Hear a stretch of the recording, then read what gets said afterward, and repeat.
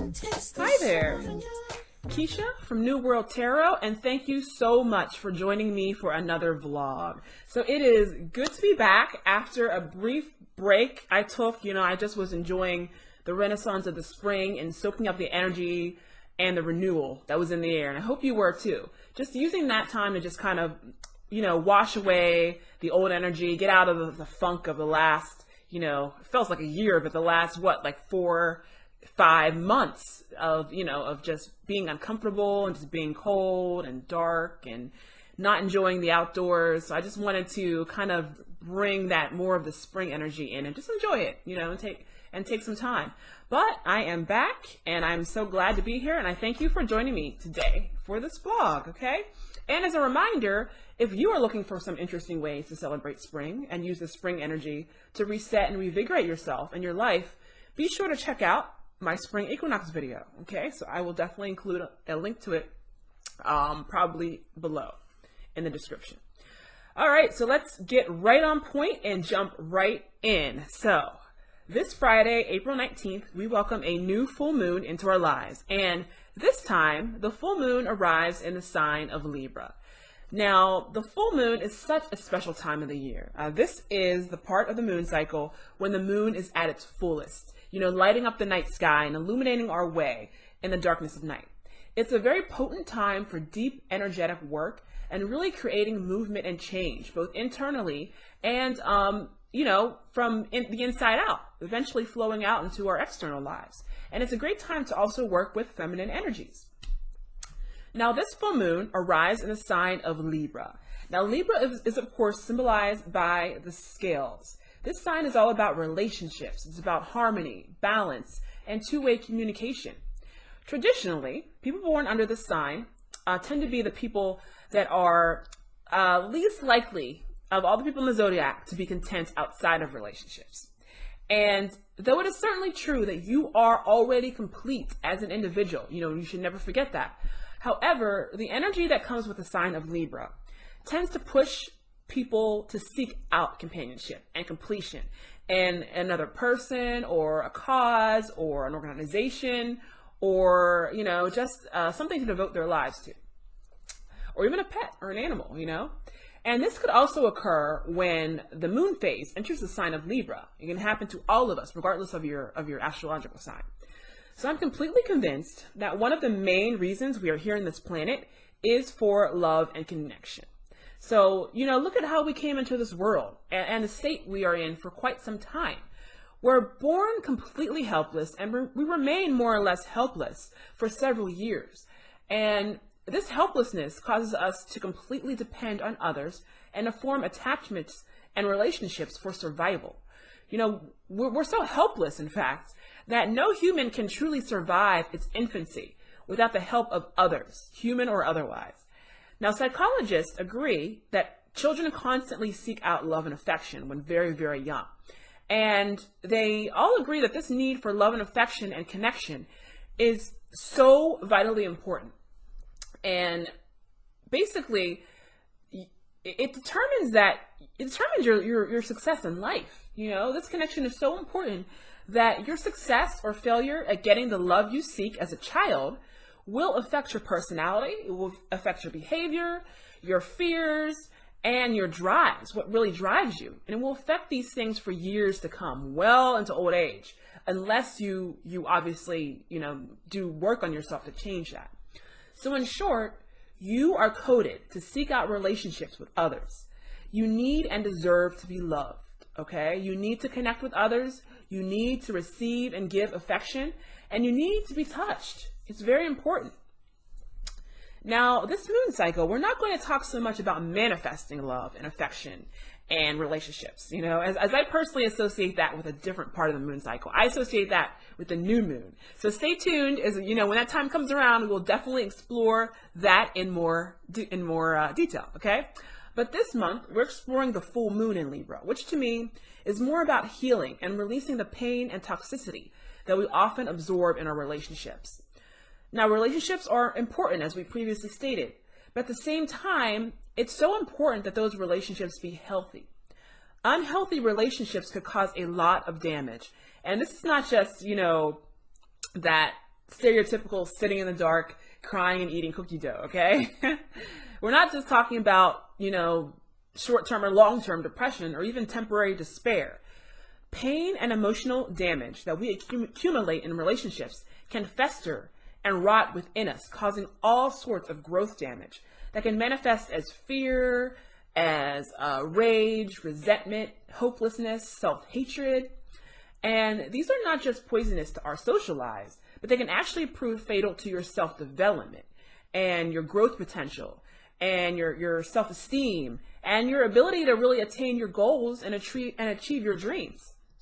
Now, the full moon, with its potent power to really illuminate the darkness in our lives, both physically and spiritually, as without, so within, the full moon is really a great time to tap into powerful energies to heal and to really address and release powerful emotions and forces. So this full moon, let's talk about incorporating 3 vital and life-renewing practices into your life, okay? Self-correction, forgiveness, and gratitude. So first up, we have self-correction. Now, this full moon, you may certainly have found yourself in a relationship that is not to your loving or even your liking. You may feel that you've been putting up with and giving in to hurtful words, disloyalty, lying, dishonesty, or worse. But now, I ask you this question. I ask you, who is the most powerful person in your world? Okay? Who is the most powerful person in your world? The answer is, it's you.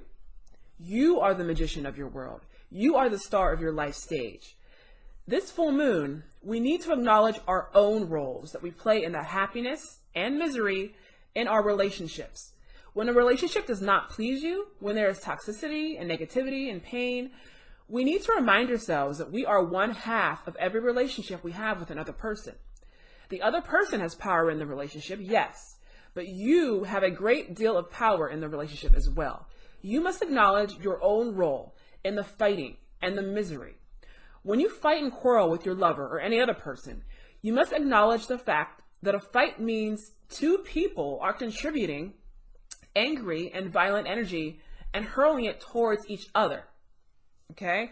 It is not a one-sided thing. In order for you to fight with someone, it requires your contribution of combative energy as well as the other person's. Alternatively, when your lover or any other person deals out disrespect and abuse to you, keep in mind there must be a receiver of that abuse. If you are being the victim of abuse, you must acknowledge your part in playing the role of the victim. Abuse cannot happen if there is no victim for it to happen to. If you're in a painful relationship, the first step is a step back, and really see your role in the painful relationship. Forget the other person for right now. All right, what have you been doing with your power? Have you been raging at your partner, even if it's in defense, Or is it what you've been doing with your power is you've been giving it away, okay? So own up to what you have been doing in your relationships and acknowledge your own part in your current results.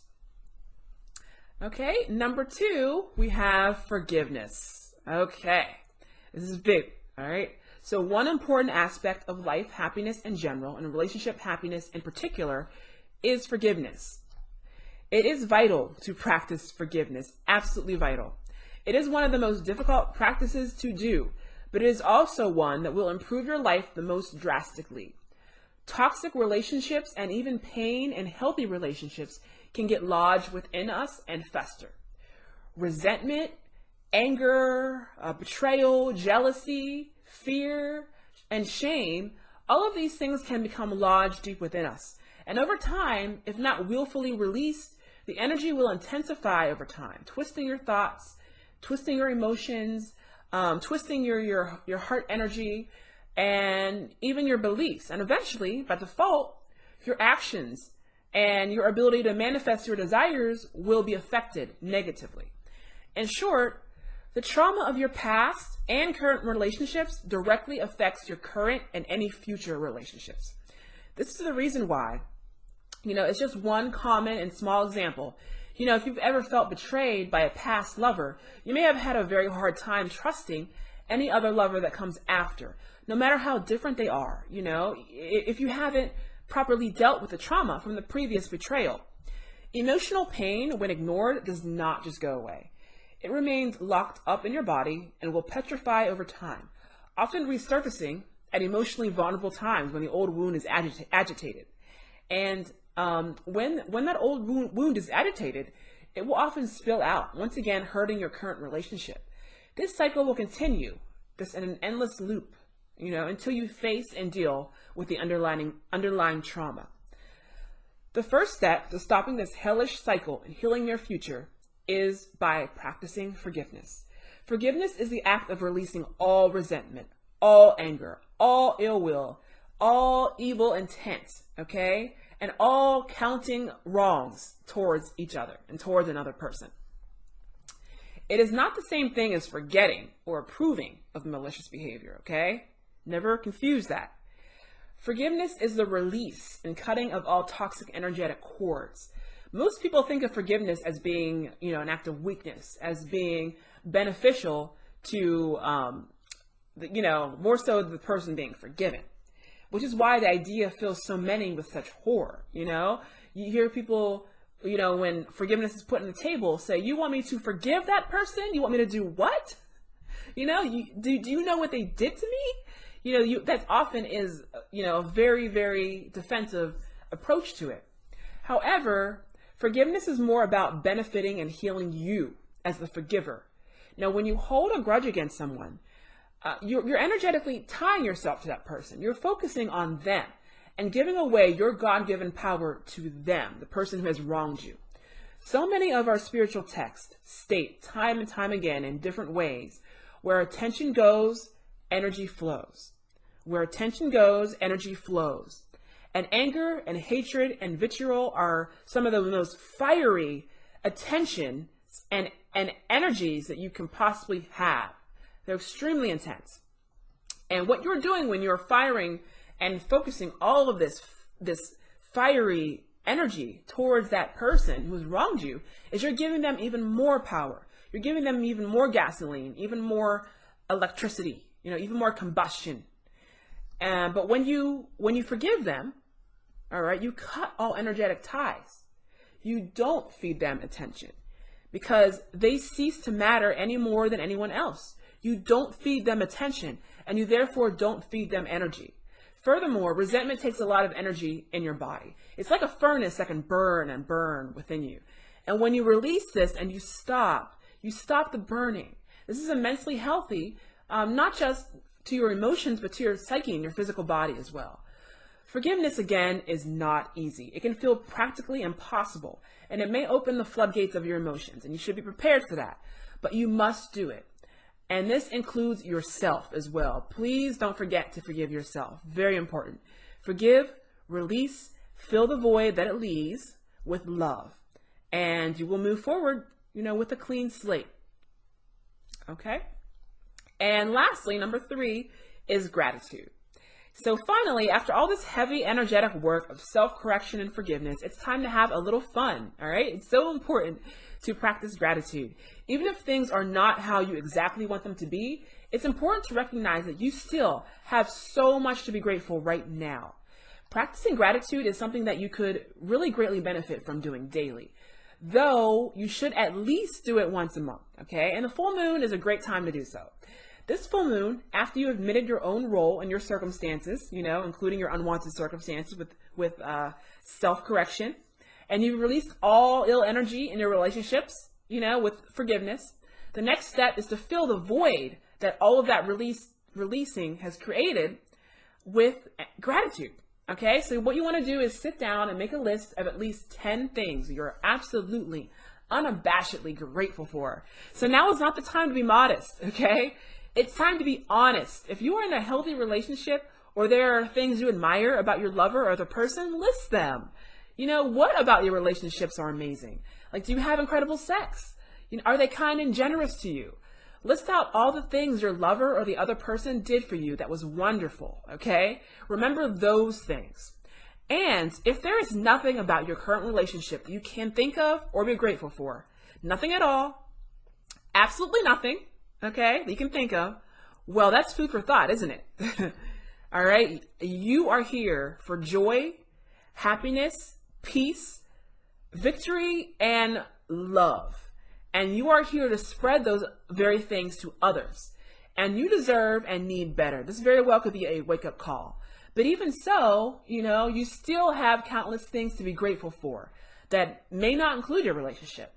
Look to your life. List things about you, your life, your children, your income, the food in your fridge, the clean water in your sink, your health, your heart is beating, your love, the love that you have inside to give and will be giving to someone deserving, okay? You still have so much to be grateful for. Be grateful for what you have, and the universe will bless you with so much more. It just will open those floodgates. Once again, you release all of that with forgiveness, and that void is going to be filled in, as long as you practice gratitude with more of the same and bigger and better things, okay?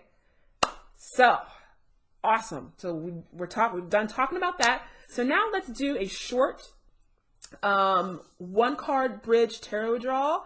And basically we're going to see, being that it is a full moon, what can we really release in order to have more harmonious relationships. So how I'm going to do it is I'm going to do a 3-card bridge draw, but we're just going to draw one card to connect it. So the first card that's going to represent us is, I've chosen the Page of Cups. And the Page of Cups really represents being a student of relationships, a student of emotional health. Okay? And this is going to represent us as seekers. So that is us. Okay? Now on the other side of this chasm, I've chosen the Two of Cups just to represent harmonious relationships. Okay? And this represents the ideal, beautiful, harmonious relationships that help build us build us up as individuals, help us to contribute to the world, and just help us to just kick ass in life in general.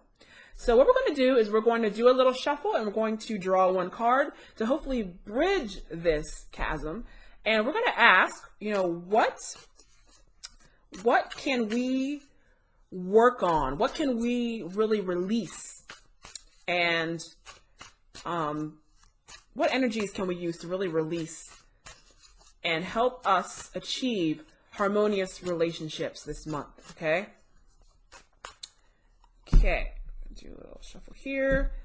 So do a little reversal.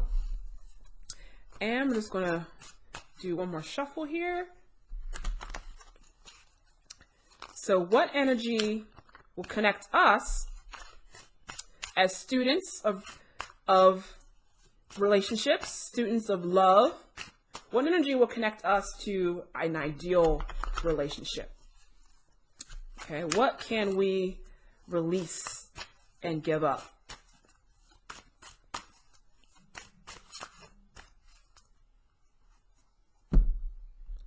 Okay, and wow, we've got the Tower. Interesting card. Interesting selection here. Beautiful. Wow, so isn't that exactly what we've been talking about the whole time? When I see the card of the Tower, I think about the spiritual destruction of earthly things for your highest good. Okay, so basically you have the universe stepping in and ripping down, cutting away, burning down things that are no longer needed. And it could be a painful process. It may not feel wonderful, but it is needed, and it is done out of love. And in the the smoldering wreckage, you basically will find the seeds of amazing growth into what you're supposed to be. It's almost like, this is the fire before the phoenix rises, is what I kind of think of the Tower, the energy of the Tower. Okay, so yeah, questions to ask yourself. Are there relationships that are not serving you that need to be severed? Okay, are they toxic to you? Are they harmful to you?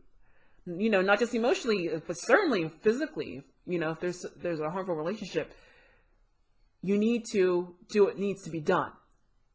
Okay?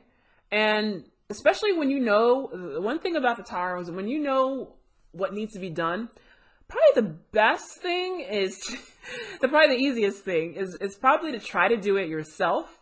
Because often what will happen is if you ignore an action, you ignore the raising, the burning down of something that needs to be burned down, you let the universe do it, because eventually the universe will do it. It may be more of a stressful time for you. Like the universe's time sometimes is not, at least on paper, at least surface level, is not right away our own. So you could very well be, ripping your hair out because this is something happens, that is ripping these things away from you when you didn't want them to at the right time. But hey, if it needs to be done, like weeds need to be cut down, you might as well start doing it yourself. Or you can wait for the universe to do it, but again, the timing may not be your best earthly timing at the time when it happens. Okay, so that's just one thing to be conscious of. Okay, so again, this is just all about just that spiritual destructive energy that comes in. Just allow it to come in. Work with the universe and just listen to your intuition. You know what needs to be released and what needs to be cut away. And you can always meditate, go into stillness if you are kind of on the fence about it. Or, if you have a method of communicating with the universe, or communicating with the divine, such as with the tarot. Okay, it's a wonderful way to do so. And I encourage you to reach out to me and work with me as well if you haven't, if you want to work with the cards, but not sure where or how to. And I would love to work with you. You can reach out to me. Okay. All right, so wonderful. So that is our full moon in Libra vlog.